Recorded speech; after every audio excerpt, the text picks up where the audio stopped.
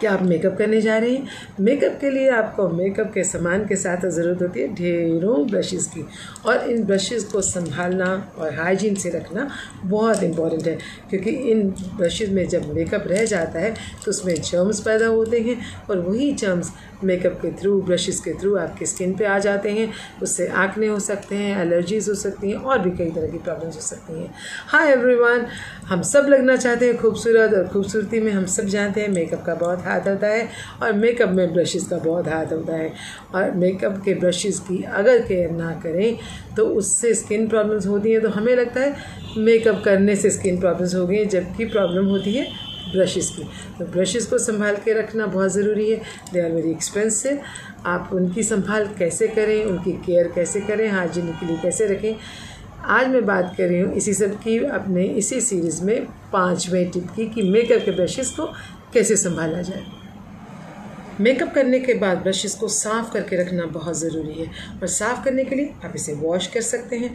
आप थोड़ा सा सोपी वाटर ले लीजिए किसी कटोरी में, और उसके अंदर ब्रश को अच्छे से घुमाइए, और देखेंगे कि उसका सारा जो कलर है, वो जो भी कुछ उसमें लगा है वो निकल जाएगा।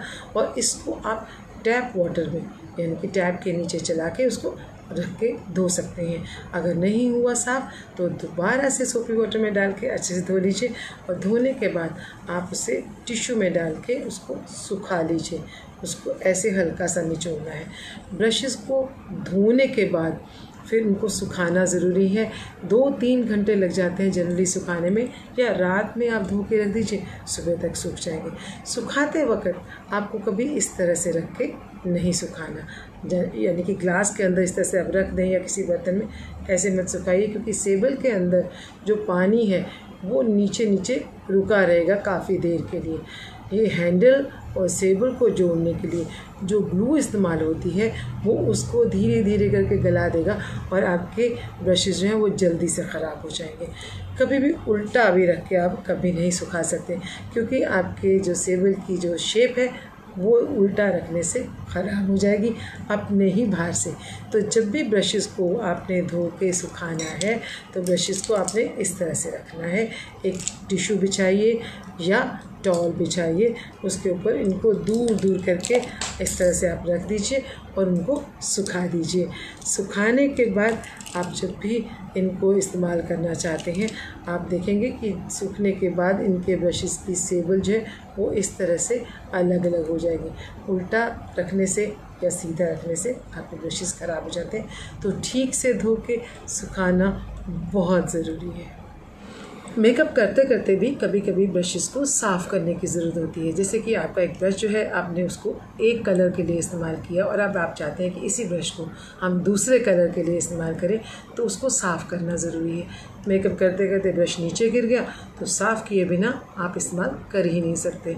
आपका ब्रश किसी और ने इस्तेमाल कर लिया तो भी उसको साफ़ करके इस्तेमाल करना ज़रूरी है। तो इन बिटवीन अगर आपने साफ़ करना है तो आप उसको वॉश नहीं कर सकते, स्पेशली पानी से, क्योंकि पानी से जब ब्रशेस को आप वॉश करते हैं तो आपका सेबल जो है वो गीला हो जाता है, और जब तक सूखता नहीं तब तक आप इसको दोबारा से इस्तेमाल नहीं कर सकते। सो इन बिटवीन ब्रशेस को अगर साफ़ करना चाहते हैं तो आपको ज़रूरत होती है ब्रश क्लेंज़र की। ब्रश क्लेंज़र जो होता है इसमें ज़्यादातर 2 तरह के कलर आपको दिखाई देते हैं ब्रश क्लेंज़र के अंदर।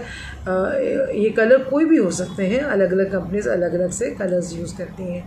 आप इसको जब भी इस्तेमाल करने लगे हैं तो पहले आप इसको अच्छे से मिला लीजिए, और फिर उसको आप चाहें तो ब्रश क्लेंज़र को इसकी कटोरी के अंदर, इसके ढक्कन के अंदर, किसी छोटी कटोरी के अंदर डाल के आप इसी से ब्रश साफ़ कर सकते हैं, या चाहें तो इसको अपने हथेली में भी डाल सकते हैं, कोई टेंशन नहीं है। इसके अंदर आप अपने ब्रश को घुमाइए अच्छे से और देखिए कि आपका सारा कलर निकल गया कि नहीं। अगर ब्रश साफ़ नहीं हुआ तो दोबारा इसको इस्तेमाल कर सकते हैं, दोबारा ले सकते हैं, और फिर टिश्यू के ऊपर आप इस तरह से निचोड़ के साफ़ करके देखिए कि आपका सारा कलर निकल गया है तो आपका ब्रश साफ़ है।